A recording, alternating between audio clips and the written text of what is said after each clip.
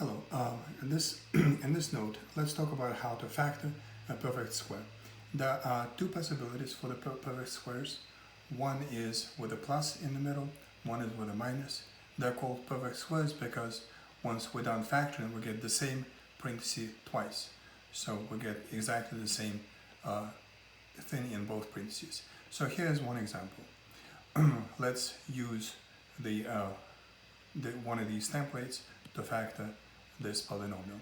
Now the difference between the two examples is with the signs, and the negative will have the first sign negative. So our example is of the second kind. Now what we need to figure out if this template works. Then we need to know what is A and what is B. And to find it, we can use square roots. So if we take square root of the 4x squared, that would be 2x. So that's our candidate for the A. And if we take square root of the last, of the 9, that would be our candidate for the B. And that is because if the first item is something squared, then to cancel the square, we use square root and we find out what that item was. And if B squared turned out to be 9, then what is B? Well, B is whatever squared makes 9, which is 3. So that's why we use square roots. But we can't be sure yet that we have the right template until we check that the middle is -2 times AB. So if we take -2 times A, which is 2x, times B, which is 3, does that come out to be equal to our middle term, which is -12? Well, -2 times 2 is -4, -4 times 3 is -12, and we have x, so yes, it does. The middle term is -12x, which means A is really 2x, B is really 3, and that means we can factor using the template for the perfect squares, and the answer is going to be 2x minus 3 squared. And that's it for this factoring. Now in the next example, let's factor the one with a plus.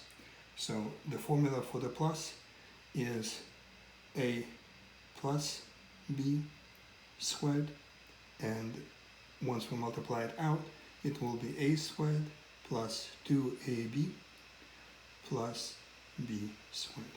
So if something squared is 25x squared, then what is that item? Well, if we take square root of 25x squared, we get 5x. So that's our candidate for the A. The square root of 4 is 2, and that's our candidate for the B.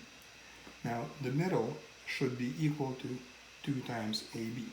So if we multiply 2 times A, which is 5x, and the B, which is 2, is that equal to 20?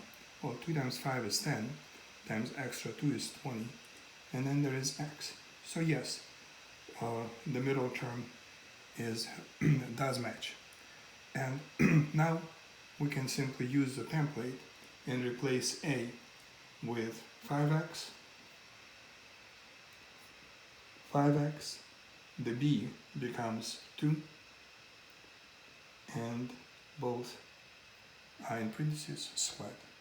And that's it. That's how to use the perfect squares to factor. And here are both examples once again. And that's it for this video. Thanks for your time. Take care.